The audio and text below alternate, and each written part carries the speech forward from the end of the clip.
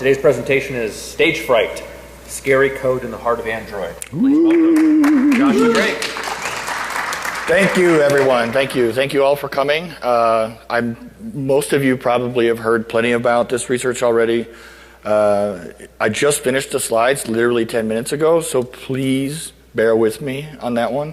There is definitely new information here that's not exactly public, but there's a lot of stuff that is kind of already been talked a lot about in the media and such.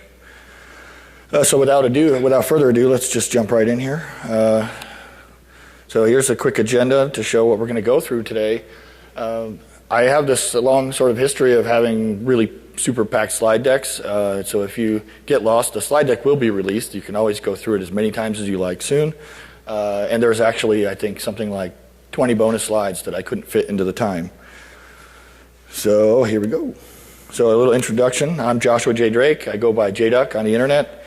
I've been doing vuln research, exploit dev for 16 years, and that's professionally. I've also done some for years before that, even on BBSs back in the day. Right now, I work for Zimperium as their VP of Platform Research and Exploitation. So I was also lead author of the Android Hackers Handbook, which we published last April.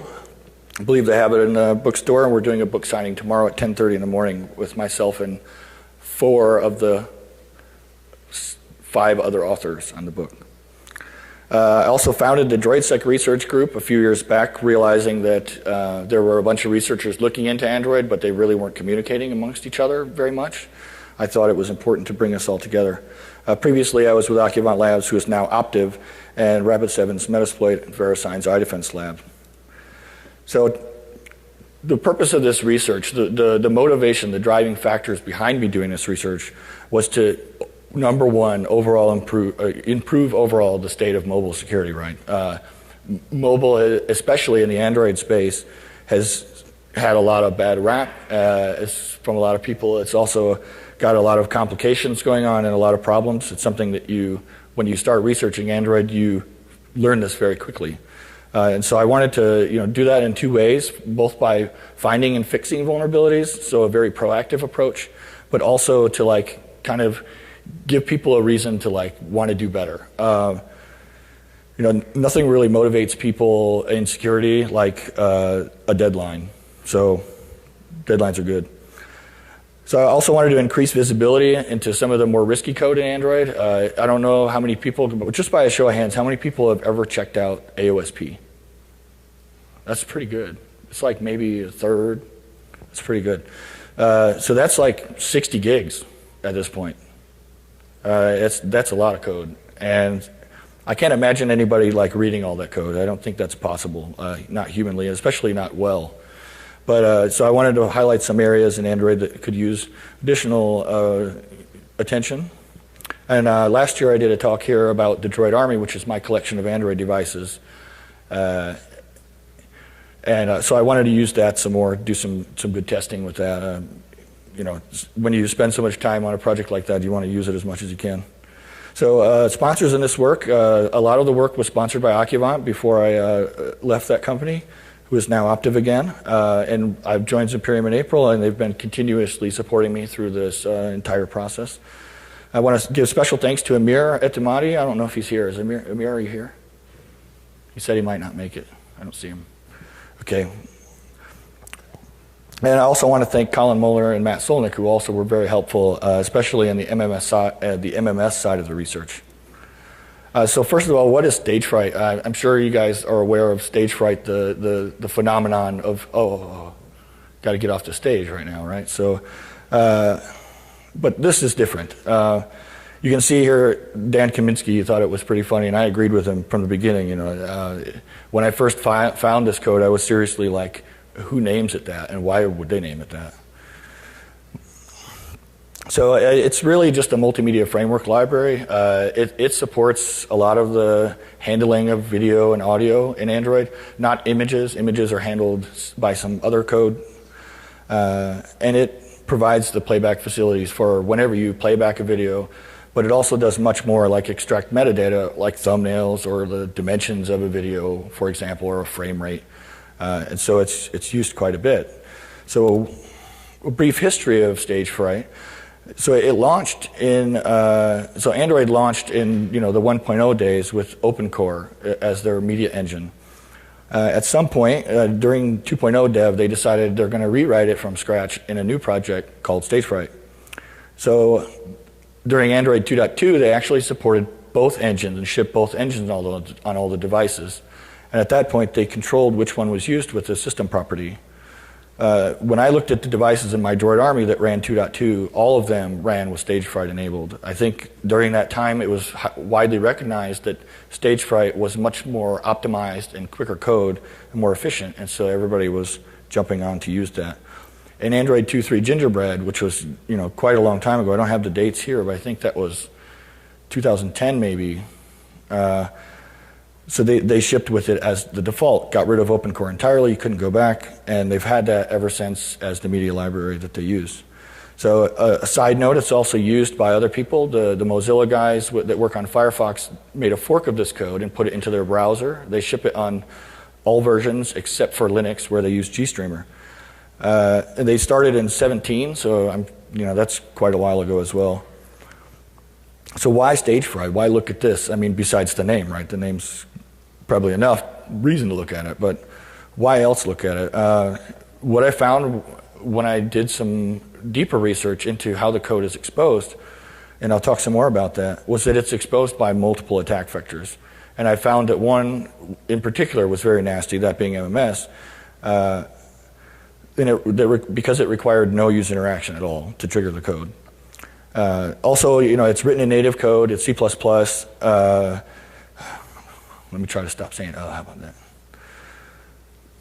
So it's written in native code, C++. So that means it's a little bit more prone to memory corruption issues and other sort of mistakes that happen at that level. And because it's C++, it's also a little bit easier to exploit.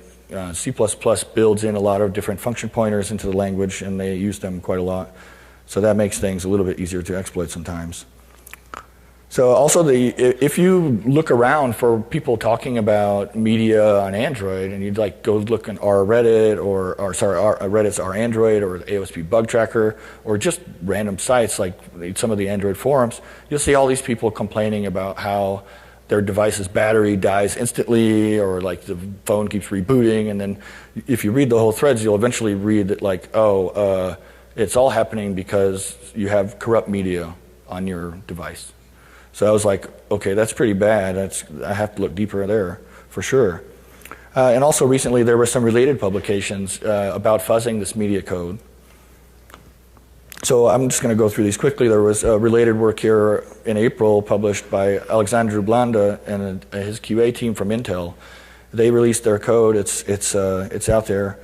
And one of the interesting stats from their presentation was they fuzzed the media stuff, and they ended up with 11.5 terabytes of corrupt media files that would crash this code. They reported all of that stuff in some form to the Android security team, who they said accepted 7 security issues, but I only saw 3 ever get fixed, and we'll talk about those a little bit later. So. Other than that, there was another paper that was released at the Asia Pacific CCS this year, and it also talked about fuzzing different things on Android, but they had a nice focus area a little bit on the media stuff. And then if you go way back, and this was focused on OpenCore, not on not on Stagefright, but Charlie Miller's original Android talk that kind of started Android security research in the public. Also was very related, although, again, not Stagefright. So, again, Stagefright is big. It's not huge big, like the Chrome code base or something of that nature. It's certainly a small part of AOSP, but it does support a wide variety of formats. And in order to focus my research to make things more efficient and to be more effective, I decided to focus on just one file format, and that was MPEG-4. So the rest of this talk, when it talks about file format or any bugs or anything, it's all going to be MP4 focused. So let's go a little bit into system architecture. Here's an overview of Android's architecture. It shows the application framework being at the top with the Linux kernel being at the bottom, and you've got kind of everything in between. The interesting part here is that they call out media server specifically, being here in the Android system services, and they also call out system server, which is a very important process on Android. So Android is very modular, so they've tried very hard to use privilege separation to run different programs under different UIDs, user IDs, and with different privilege levels, and then they talk to each other through inter-process communication, usually binder. So they also use a sandboxing, and then I put quotes around it because I don't know if I am like fully on board with calling it a sandbox, but it's called sandbox a lot throughout the documentation and such. And it basically relies on this separation between users. So if you have the media server running as the media user and you have the system server running as system user, then they have some isolation from each other. And also when you install applications on Android, they each get their own user ID and have to be separated that way as well. So libstagefright executes inside the media server component. So it runs in the background on every Android device that I've ever seen. I've never seen an Android device without media server. That's another reason why I looked into it. Back when I got to Droid Army, one of the things I was doing was looking at all the devices, what is common between all these devices. And media server definitely stuck out as one of those. So it's a native service that starts from init. So when the kernel starts up, the first thing it does when it's done initializing is it runs the init process. The init process will then read this configuration file and launch all the services that are set to be launched there. An interesting thing to point out is that when a program that's started by init crashes, init will automatically restart that thing, basically indefinitely on Android. I think on some other systems like Linux, like Ubuntu or something, if your process is crashing over and over that's starting from init, init will actually say, hey, this thing is messed up, maybe we don't want to keep restarting it. They'll have an aggressive back-off time on it. So let's talk about privileges of this device. I mentioned that it runs as the user media. This is a Nexus 5. This is from the init script, again.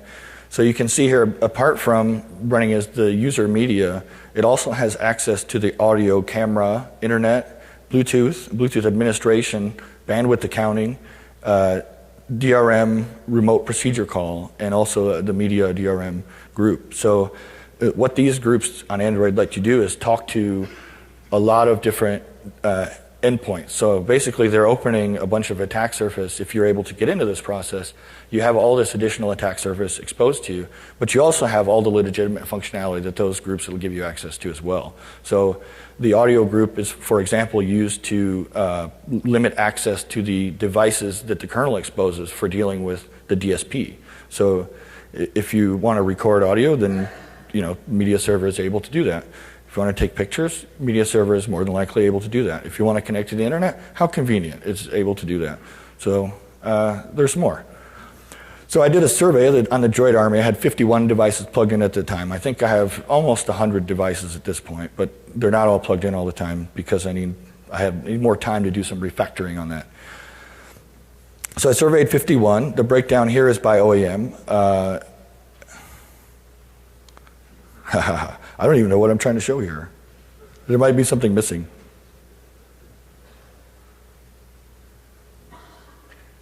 Okay, this is the number of groups, on each device. So on Google Nexus devices, that can't be right. I am going to have to take a note on this one and look at that one later. That doesn't look right at all. Bear with me. So let's look at some more survey results. If we look at, again, we talked about all these things, what they can do. Here's them commented out and explained so you can look at it later.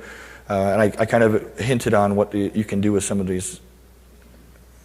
And the worst of it is, at this point, if you attack this process successfully, you can already just stream the microphone straight to yourself. Like, if that's what you want to do, you just write like a little bit of code, read from the DSP, send it over the internet. That's it. So looking closer at the Droid Army, if we start to take the groups and break them into like unique number of devices with that group, you end up seeing that most of the devices, you can see here the count on the left, 51, so all of the devices had these groups. And with this 33 devices had the bandwidth accounting, 33 with DRM RPC. You have 27 devices with the system group. So the system, that's like over half of the devices I surveyed. The system group is very crucial group on Android, to the point where it's basically one level below root. So if you have the system group, you can basically get root really easily, usually. But it still would require another bug, a very minor privilege escalation. But even without that privilege escalation, say you don't want to bother getting root, system server still is the thing that approves permissions for apps. It's the thing that lets you do basically everything on Android. Almost everything goes through system server in some way, especially the things that are important for security critical decisions. So then we go down to the next one. We've got graphics devices with 20, graphics group with 20 devices. Now, the graphics group has been used numerous times in the past to exploit privilege escalation vulnerabilities in the Linux kernel. So you don't normally get this group from an app. You can't ask for this group in an app. There's basically like not many ways to get this group. This is one of them. And then sometimes you're given this group through an ADB shell, although that's a lot different attack vector than this is. So I don't want to go into the rest of them, but you can see there's a breakdown at the bottom there. There's two that are really weird. There's 4 devices with the shell group. The shell group is normally only assigned to the ADB shell process when you do ADB shell into a device. And it's mind-blowing to me why this process would have that access. And then the radio group. So if you had to rank all the groups and all the users on Android, like you've got kernel and then you've got root, then you've got system. Next one's radio, because radio basically has access to your phone. It can send, SMS. It can make calls. It can hide your calls. It can it can do a lot of things. It's a very powerful position to be in with that group. So let's recap a little bit about this before we end this section. libstagefright processes its media stuff inside the media server process, which runs privileged, potentially even with system privileges, and it automatically restarts whenever it crashes. There's additional attack surface, even compared to having an ADB shell. So let's talk about attack surface itself. And when I talk about attack surface and vectors, generally a surface is what I will call the code that's beneath the vector. The vector is the way you get to the code, right? So kind of at some point, the libstagefright library in this case, that line becomes the attack surface, and everything before it is just part of the vector. So locating the attack surface. This is how I figured out where the code was and what was going on, right?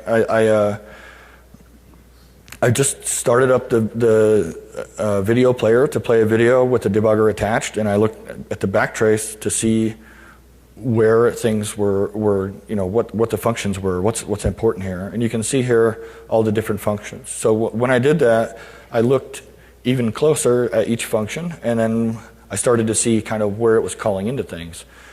Here you can see it's calling set data source on line 2127. So we look at that function, and then we see it's calling this extractor count tracks.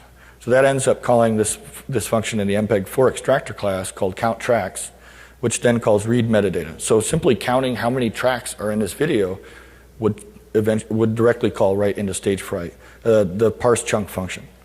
So the parse chunk function is it's the primary attack surface for the MPEG-4 parsing in libstagefright.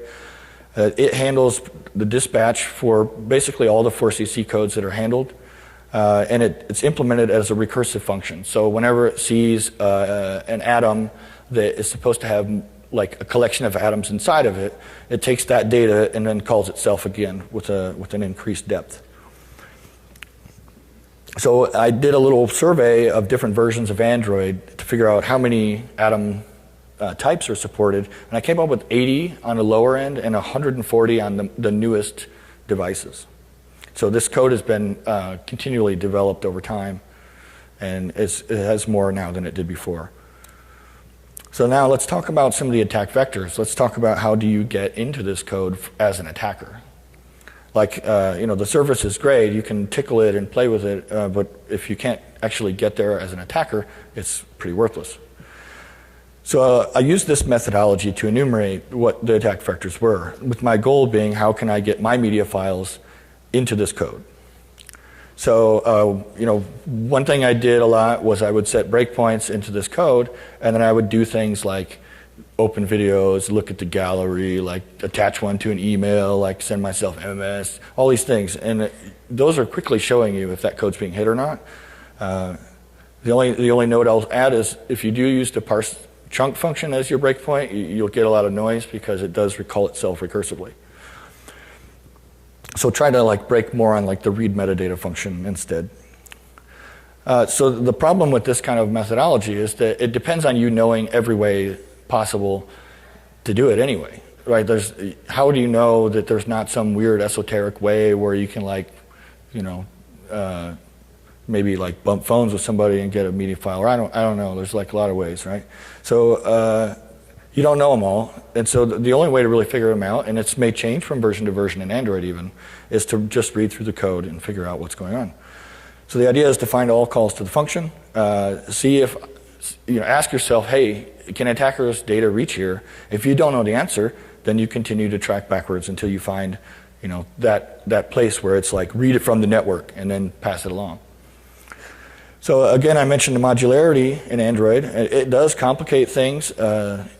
During looking at the code that is kind of coming between the attack vector and the attack surface, in one case I saw a code path that called in and out of Java code back and forth 3 or 4 times.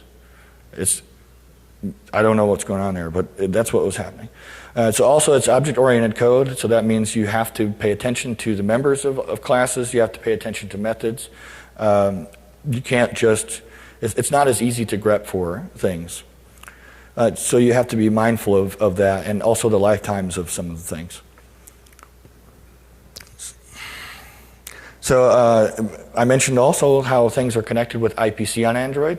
That's another thing that can complicate things. Sometimes you'll be reading some code, it'll read some stuff from the network, and then it will just kind of throw that up in the air, if you will. It'll broadcast an intent and say, hey, something, deal with this, and then something else will pick it up.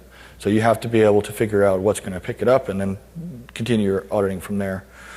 And another thing that complicates things is some vectors may be through apps that are closed source. A great example being Hangouts or Google Plus, or just pick one of those closed source Google proprietary apps, or even third-party ones too, or those from the manufacturers who may create their own. So in my opinion, this is still the best possible way to learn all methods. I mean, you really have to do a lot of stuff. These are the things that will complicate it. But at the same time, without consulting the code, you're not going to find conclusively what the answer to that question is. So the first vector that I found when I was doing the research was just using the video tag in HTML5. I was like, oh, HTML5 is cool. I better try this video tag because I haven't done HTML since 4.1 or something. So I tried it. Got my cat picture that I just sent myself an MMS with a link, like, hey, check this out, boom, and it did hit the code. So then I was like, oh, I remember back in 2009, 2010 time frame, there was a guy who was like, Thomas Cannon, he was like, hey, you can make Android download files automatically by just saying, hey, the file is an attachment, not an actual, here's the file. And then if you do that, you can see the progression here. It's a different link. Well, I think it's just, sorry, excuse the image. It was a different link in reality, but I just used the same image here. You can see in the second picture the different link there at the top, and then it's just an iframe pointing to, a Python script that spits out the headers saying it's an attachment. Oh, and that's exactly what you see. The toast at the bottom, the downloading in the oval, that disappears pretty much right away. So it's kind of hard to get the screenshot. But at the same time, the download has already happened.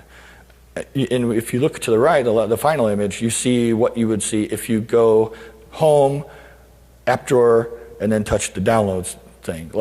Or if you swipe down from the top, look at the notification for the download and touch it. Now, this attack vector, here, let's go ahead next slide. This attack vector, all the downloads are happening in the background. Android has a whole subsystem that's called Download Manager that's provided to apps and everything else to kind of say, hey, I want to download something, but I don't want to do the downloading, so why don't you do that for me and let me know when it's done? So that means that downloads are happening in the background, even in the browser. There's no prompting, so you cannot even, and unfortunately, you cannot say, hey, I want to be asked if I want to download files. It's just going to download it, whether you like it or not. So feature requests. John, I'm looking at you. You can like rebroadcast it for me. So the behavior has been abused in the past, right, with Thomas Cannon's data stealing attack, but also on Safari there was a big deal, a big press article back in the day about Safari carpet bombing, where somebody could come to your website, you could just like spam the hell out of them with files, and then your desktop is just filled with files, because the default for Safari is to just save everything to the desktop. And I don't know, I don't use Safari, but does anybody know if that still is what happens? Nobody? Does it still save automatically to the desktop? Anyway, it's unrelated. So testing shows that it processes media as soon as the download is finished in pretty much all cases. There are ways to call into that code that you can tell it not to scan the media, but when I looked at Android's code in the places where they call in there, they typically tell, don't scan it, and then when they get the notification that it's finished, they go, hey, scan it. So that's interesting. There's a link here if you want to read more about the download manager as well, and there's a long section about this stuff in more depth in the bonus slides of the deck here. So enter the media scanner, right? So at some point I'm reading the code and I'm like, hey, what is this thing called media scanner that they keep calling into everywhere all over the place? It's called into by the download manager directly if you say so, or it's called into by those apps where they're like, well, the download's finished, let's scan it. So I read about it. It's actually somewhat documented in the documentation pages. And mostly they document what's called the media scanner connection. And they also listed media mounted and media scanner scan file intents in the intent documentation page. So I thought those were very interesting. Like I can just send an intent that will just scan a file or scan, let's say, an SD card or a whole directory or however you want to do it. And this thing extracts the metadata, uses libstagefright, so it's hitting this attack surface. So with our new understanding, we can go back and look at more things like, okay, now we know the media scanner, we know what it does, and we know about these intents. Like, where else are these things being used? And we just continually learn more things basically to grep for, and then we go grep for them, which is great. So when we do that, we find tons of attack vectors. We find a multitude. We find MMS coming over the mobile network. For client side, we see the browser that we mentioned and the downloads we mentioned, but there's also email attachments. When you receive an attachment on Android and email, it doesn't automatically download that, but if you say, hey, I want to look at that, it's going to download it and scan it. So you also have physically adjacent things, right? Like I mentioned, bumping your phone with somebody, also Bluetooth, or if you transfer vCards with anyone. I don't know if anybody's ever actually used vCards, but they're hanging around somewhere in there. So physical, there's also SD cards. So if you put some malicious media on an SD card and shove it into somebody's phone's SD card slot, it will immediately mount that SD card and scan all the stuff on it. Very convenient. Also, you can use a USB OTG drive if you have, and that's OTG is on the go. And so basically what it means is it tells the device, like, hey, why don't you stop being a USB device and start being a USB host, and I'll give you my USB drive. So it doesn't work on all devices because of hardware support, but that's also a very legitimate attack vector. So since Android 4.0, they also have a mode called MTP and PTP, and that's the Media Transfer Protocol or Picture Transfer Protocol. Those are created by Microsoft, but that's irrelevant too to this talk. But so anything you upload to a device when you're connected through these modes will also be scanned. And finally, the gallery, when you open it, it scans it. Or anytime you see any sort of thumbnail or any sort of thing happening on screen, it's still going to continually scan it for some reason. I thought if you scan something and put it in a database, then you'd probably have it in the database. You can go get it there instead of just keeping scanning it again. But it may be faster to run Stagefright code to scan that media and get the information you need than it would be to actually go and hit the database endpoint. So in total, I counted over 11 attack vectors. That may vary between devices. My test device was a Nexus device, Nexus 5, and all of the auditing I did was purely on AOSP. It was no other code bases whatsoever. So ask yourself, do you use any of these to talk to any people you don't trust? Or can anybody talk to you that you don't trust through any of these, whether you talk to them or not. So the scariest part, and this is the thing the media picked up on the most, and I think it's the most dangerous, the thing we're seeing people make kind of drastic changes, like I was notified earlier that T-Mobile in Germany is actually disabling MMS on their network. Pretty drastic, but maybe warranted. Maybe they determined they had a lot of really old Android devices. So it's automatically processed in the Hangouts application, and also further testing showed that the Messenger application that everyone missed from when Hangouts became the default is now in the Play Store. That one also triggers pretty aggressively this code.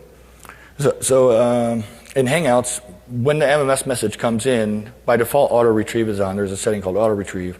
So it'll download the media and then scan it right away without, your screen can be off. It doesn't even matter. And I'll show that later. So exploiting it could get you all those privileges we talked about before. And through MMS, you don't even have to worry about them touching anything, or their phone could be in another room, or and I didn't put this in the slides because I just kind of thought of it last night. It dawned on me again. It's one of those things comes up in conversation or such. MMS is transferred through what's called, I don't know what they want to call it. I don't know what they call it, but it's meant to be a reliable communications mechanism. So basically, if I send you an MMS and you turn your phone off because your phone's blowing up with these nasty MMSs, sure, your phone's off, that's great. But you turn your phone on, this carrier network held on to all those MMSs for you. They waited for you to come back and get them. So you turning your phone off isn't even really a great mitigation either. It's kind of crazy. So one thing so I mentioned silent here, and the reason I say that is because the code, all the vulnerable code is triggered and the exploit triggered before the notification of an MMS ever hits your device.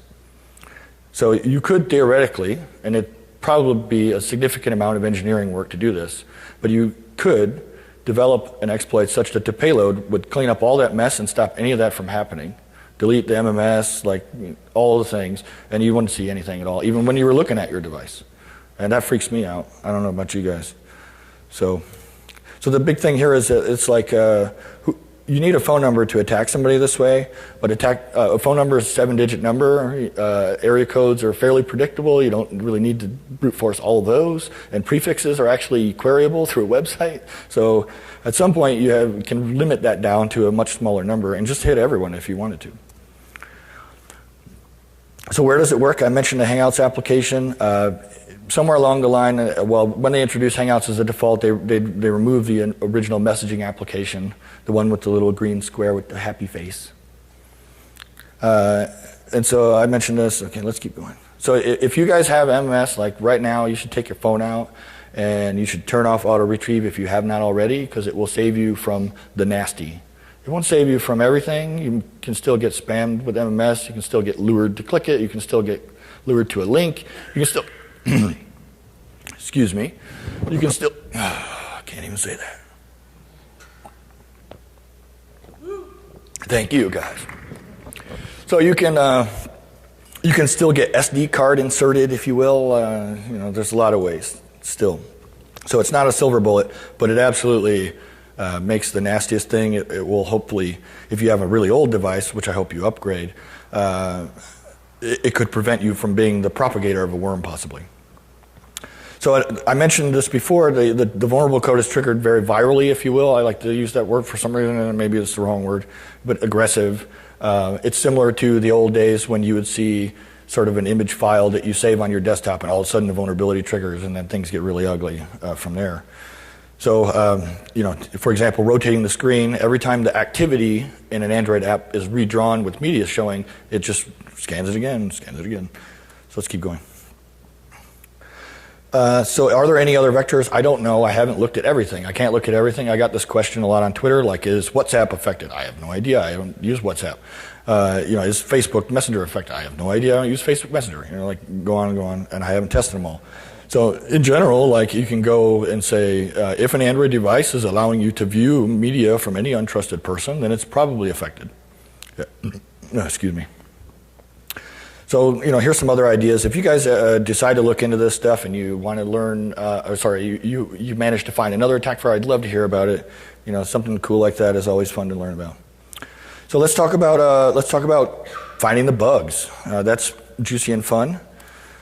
So basically, we have a discovery methodology that looks really dumb, and I'm going to go kind of turbo fast right now. There's nothing like rocket science right here. You write a fuzzer. The methodology maybe is a little rocket sciencey, is a little advanced, but writing the dumb fuzzer is like, seriously, it's the 5-minute, like 5-line Python script. That's fine. You run the fuzzer, let it go, and while it runs, read the code, wait for a crash. You get a crash, go read the code near the crash, because it's bad code. It's got to be bad, right? Well, first, what caused the crash, and then what else could happen in that code, because maybe something bad is there. So you just repeat that until your brain is fried, and then you go sleep and try again the next day maybe. So the first round went something like this. We focused on MP4. We didn't really build a corpus, a big optimized fancy corpus of test files. We basically had one file called meow.3gp. It's just the cat video you may have seen in the other pictures. It's really a simple video. And we just started with that. So we ran it for about a week on a bunch of Android devices. I did not run it across the whole Droid army by any means, but it was like we picked a few select devices and we fuzzed on that. We got 6,200 crashes in 1 week. Unfortunately, when I looked into these crashes, one by one, bucketing them into similarity and all that stuff, what I found was there were about 20 unique bugs, but they were all really, really lame bugs, like null pointer dereference, or there was an assertion where they're like, if this number is not 1, then we throw our hands up and crash, stuff like that. However, when I was in the code, I started looking around nearby, which is why I recommend everyone does that when they're looking at their analysis. And I found about 5 memory corruptions at that point. And these became these two CVEs, 1538 and 1539 from this year. So 1538 is actually 4 different vulnerabilities, but they're all wrapped into one CV because of similar root cause and lifetime. So on the second round, I decided to try out American Fuzzy Lop. I thought that was a really cool idea. Coverage-based fuzzing is really cool, and the way that this is implemented is quite clever. And so this fuzzer kind of gravitates towards exercising new code. The main goal, I think, behind creating AFL was to generate a corpus for other fuzzers to use. That way you optimize code paths, not by finding all the files you can and testing to see which ones are the best, but by creating files that will actually reach the most you can. So the second round methodology is a little different. So I developed a test harness to run Stagefright on a beefy machine. And then I would periodically, say once a day, I'd go and I'd stop the fuzzer. I would look at all the results, bucket them, I would analyze them, and then I would fix each individual vulnerability and I'd catalog it. As soon as I found it, then I'd restart the fuzzer for the next day. So basically every day I was guaranteed I would never find the same bug again. Oh, this slide didn't make it. Poor slide. So the length of testing, I think, for this one was about a week, maybe 2 weeks. With AFL, I was getting about, I think it was something like 3,200 executions per second testing this code. And so after a week of running AFL with this code, it said it ran for 6 months or something on the time based on the multiplication of speed and cores. So the number of issues found in that second phase was something like an additional sort of 6 vulnerabilities, I think. So then finally got to reporting them, cataloging them. Here are all the CVE numbers broken out with the MP4 atoms that were affected. And apart from these, I also reported a whole slew of stability fixes. My thoughts were fixing all these null pointer reference bugs and other lame bugs. That's just going to increase my fidelity when I run my fuzzer. So the idea is to give everybody those fixes so they can run their fuzzer and have good fidelity as well, instead of sorting through a million null pointer dereference crashes. So let's talk about one of the bugs in particular that I thought was kind of crazy. So I don't have time to go into the full details. There's good write-ups out there already based on media coverage. People have looked and wrote them up. The patches are already out there in several forums. And also the commit messages that I sent in were very good and very clear commit messages. So it should be clear what's going on in each of them. So let's look at a few interrelated issues. We have this commit back from July 28th of 2014, which is about a year ago. It's right before Black Hat. Thank you. It's right before Black Hat last year. So the guy committed this. It's a sample table check integer overflow during table alloc. He gave these bug numbers. So let's look a little bit closer at this. They're all really similar, so we'll just look at one, because they're basically the same thing. Here's the added code with the pluses on the left. You can see that we have a 64-bit unsigned integer. We're going to multiply this stuff out, and if it's bigger than 32-bit maximum, basically size max, then we're going to say, that's a failure, out of range. We're not going to let it go down to this code that follows where it would actually cause an integer overflow and allocate insufficient memory. So it looks good, right? I thought it looked good. I saw this go into AOSP. I was like, they fixed that one. Oh, man. So it's embarrassing but educational. So it sort of is a fix, but it's not a fix. And here's why. So in C, if you multiply two 32-bit numbers together, you get a 32-bit result, even if it's assigned to a 64-bit number. So there's no way for the compiler doesn't go, you're assigning to 64 bits, so that must mean you want a 64-bit result. It's not that smart. So the original vulnerability remained exactly how it was. And like I said, I thought it was fixed. And when I ran the fuzzer, I was like, why is this coming up? I thought it was fixed. But in fact, it was not fixed. So let's talk a little bit about exploitability real quick. I know this is a bit of a hot topic. So many of these are, out of the, I think, 10 CVEs that I listed before, there were, I think, 6 that result in direct integer problems that lead to memory corruption in a heap. These kind of issues have been proven exploitable multiple times, especially in C++ code. But Android mitigations do come into play here, and we'll show that a little bit later here. As a note, diversity in the ecosystem, because there's so many devices and different patch levels, there are addresses that you might need from all of them to make an exploit that works on all of them. But I don't think that's an unsolvable problem. I have a lot of firmware on my server. I've got a lot of devices I can test directly. So, if you build that kind of lab, it's not really a barrier, I don't think, at least that part. So let's recap media server just a little bit. Some of the things help us and some of the things hurt us in exploitation. So spawning from init, that means that when the process restarts, it re-execs the process so that it gets a whole new address layout. It's all randomized again. So even if you were to leak something that, say for example, you're able to leak some memory contents to yourself, if that leaking to yourself caused the process to crash, that information you just received is pretty much worthless. So that also means that the Zygo ASLR weakness, which was well known because they only fork, they don't exec, that means all apps have the same address layout pretty much when they were born at least. So because it also because it's spawned from init and it restarts, you can try your attack over and over and over and over again. The limit on that is really depending on your attack vector. So with MMS, you can just go until, whenever. With like an SD card, I don't know if you want to insert and remove an SD card a whole bunch of times, but you probably could do that. And so also because of it restarting, you can use that to your advantage to bypass ASLR through sheer brute force. You can just keep trying until it works. One other thing is that media server is a multi-threaded process. And one of the things I found in writing the exploit here was that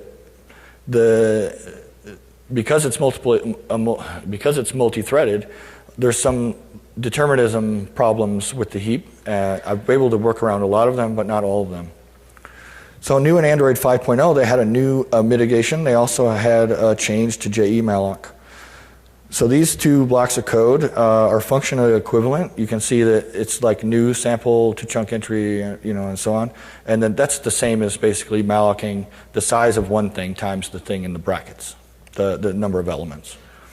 And so the Android compiler team in 5.0 decided they were also going to switch to GCC 5.0, which is great. It's always nice to upgrade your compiler. I think I got this like out of order or something. There's a slide missing. So the mitigation, basically what it does, this new mitigation in GCC 5.0, is when this multiplication happens, it detects whether or not that multiplication is too big to fit in a 32-bit number. And if it is, it changes the size of the allocation to the maximum number. So it tries to allocate like 2 to the 32. That typically does not work out very well, and so that leads to usually a process crash. So here, let's look at a mitigation summary, because mitigations are very important when it comes to exploitation. When you're determining whether a vulnerability exists or not, it's not really that important. But when you're talking about what is the actual risk, the more practical risk, mitigations are important. So SE-Linux in this case, and we're talking about the MMS attack vector in this case, it doesn't come into play at all, really, unless you're already in. So the attack is coming from remote, so there's no way that they can really label that, because it's just coming remotely. And it's doing what it's supposed to, right? It's doing design behavior. It's not you trying to cross a boundary that you're not supposed to. Stack cookies are not at all relevant here. They're not applicable because we're not talking about stack corruption. We're talking about heap corruption. Fortify source, again, not in play here because it's a dynamically allocated buffer, and Fortify source cannot track dynamically allocated buffers. So ASLR is there, but it's only there from 4.0 and later, unfortunately. And we'll look at that a little bit more.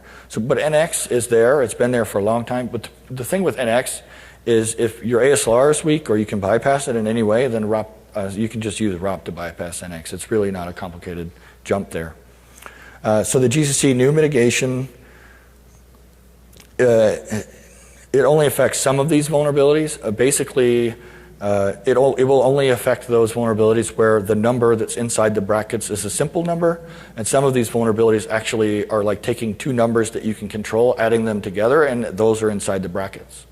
So the integer overflow there would actually occur before the multiplication with the type happened, and you can still trigger a problem. Okay, so ASLR. ASLR is address space layout randomization. It's definitely the biggest challenge. It's basically the only challenge to exploitation. So I managed to, I fully partially bypassed it. Wow. So yeah, so I fully bypassed ASLR on Ice Cream Sandwich.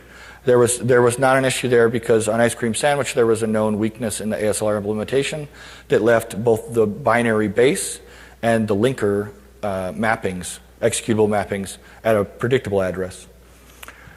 So I think this is really also possible on newer devices. We've been talking, a few of my friends and I, and cohorts in the industry here, about ways we can bypass ASLR even on newer devices.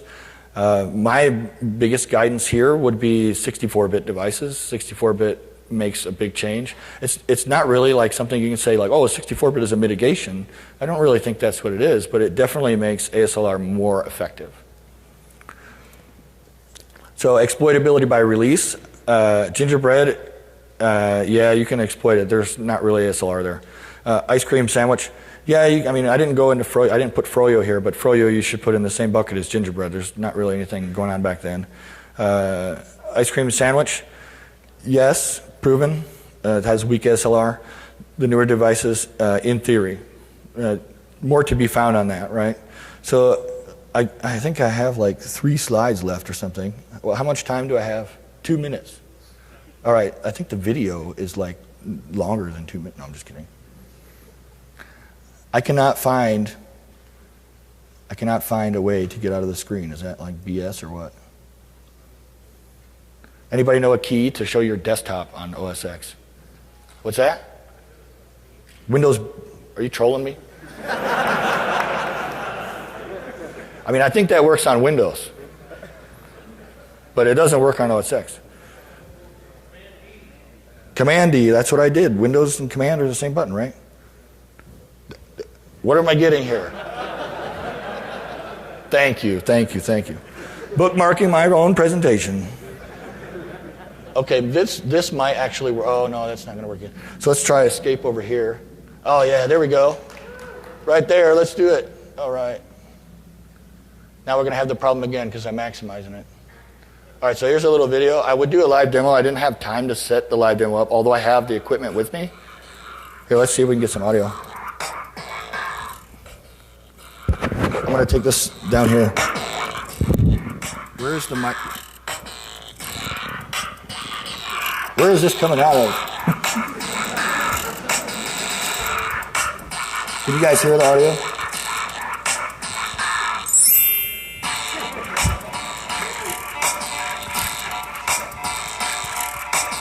If you guys like this music, you should come see us on Thursday at the Z Party.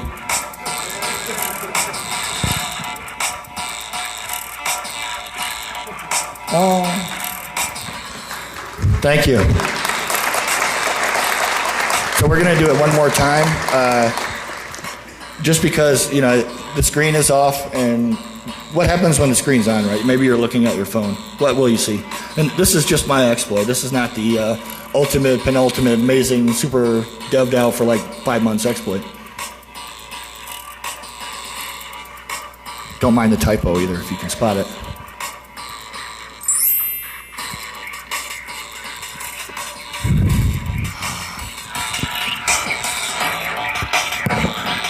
There it is.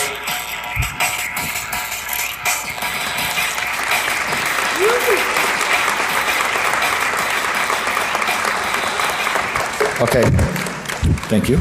How does this thing work again? You clipped it on me before. Like this? Just, okay. All right, so let's see if we can get the slides back now.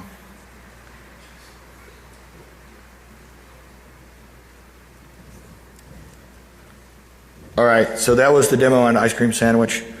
You see it worked the first try. I'm going to be full disclosure with you guys. It works every try, but not every try the first try. So that took a little bit of extra time to get the first try. On average, it was like the third try maybe. And that's because of the heap determinism stuff I mentioned before. So what about getting these issues fixed? I'm going to go super fast now because I got like basically 1 minute. So I reported all this stuff to Google in like batches. In the middle, I reported to Mozilla, and then like throughout April and all the way up to June, I reported them to BlackPhone through BugCrowd, which was all great. So I requested embargo from everyone. That was basically a giant shit show, and excuse my language, but it was terrible. The Mozilla guys pushed the patches into their code branch without ever saying anything to me. Like the BlackPhone guys were great. They were like, "Hey, do you mind if we ship binary fixes?" I was like, "Go for it, ship binary fixes. Just don't mention anything." The Android guys even like dropped some patches like without letting me know what's going on, and it was just a big mess. When I reported to Mozilla, also there was another team who reported one of the bugs I already knew about and was going to report to Mozilla like 2 days later, and so their bug actually became a public advisory about Stagefright in Mozilla. I was like, that's great, thanks a lot, guys. So I gave everybody 90 days. I was like, hey, we're going to aim for about a month before Black Hat because that's a good time. Our policy as Imperium is 30 days. We are very aggressive. But in this case, mobile ecosystem, Android, 90 days is like, come on, you guys might be able to do it. Go. And they did hit some of them, so that's good. So everyone was great to work with. The Android guys, when I sent the patches to them, they were like, thank you. They're applied, thank you. Thank you for helping us make Android more secure. And I'm like, that's so nice. They did all their work to notify everyone. I mentioned, so Mozilla also shipped the fixes in 38. And we created this Imperium Handset Alliance to try to help improve our disclosure process, but also communication between everyone. And we recognize that people like BlackPhone, they're not getting notified. And so we're like, well, we'll just notify them whenever we have stuff or whenever we figure stuff out, just to keep them in the loop. So at this point, we have over 25 carriers, manufacturers, vendors involved in it. It's only been going on for 3 days now, I think, or something like that, three or 4 days. So update deployment, it's still going on. You guys all know some media coverage and the long stories from days of old that this has been going on. However, there are 2 new late-breaking things that happened this morning. The Adrian Ludwig, lead for Android security, announced, and that was that both Google and Samsung are going to a 30-day patch cycle, very similar to the way Microsoft does their Patch Tuesday. So that's pretty awesome. I've also heard some rumors that there may actually be patches for Stagefright for devices older than 4.4, depending on who's supporting them. Yeah, I can't say anymore. I don't know anymore. So conclusion. What am I trying to say? I don't know what I'm trying to say up here, and I'm sorry I took the whole time. Am I actually out of time, or do I have so the second 10 minutes is up? Clear, right? Okay, GTFO now. Okay, I got it. All right, so Android's code base probably needs more attention. This is probably not the only code that's been written in perhaps a hurry, or that may have issues that are low-hanging fruit. Mitigations are definitely not a silver bullet. We've seen mitigations, new ones, old ones, things getting introduced, and pretty much every time somebody's bypassed it in some way with some bug. Maybe not every bug, but some bug eventually. You only need one bug to write the exploit, or maybe two, or maybe three, but anyway, you don't. So vendors need to be, and they are, thankfully, some of them, being more proactive. Maybe not so much, but they're doing more aggressive deploying of fixes, and that's awesome. If you guys are interested in more about the changes that have been going on and the things that I don't really want to take entire credit for spurring an ecosystem, because I think that they have been kind of building and been in talks for a long time on some of these things. But hopefully the seriousness of these issues has kind of lit a fire under people's butts, if you will. So thanks for your time. I don't, I guess, have any time for questions, but you guys are all welcome to ask me any question anytime about this or anything else. It's all good. I'm a human and I like to talk to people. So say hello.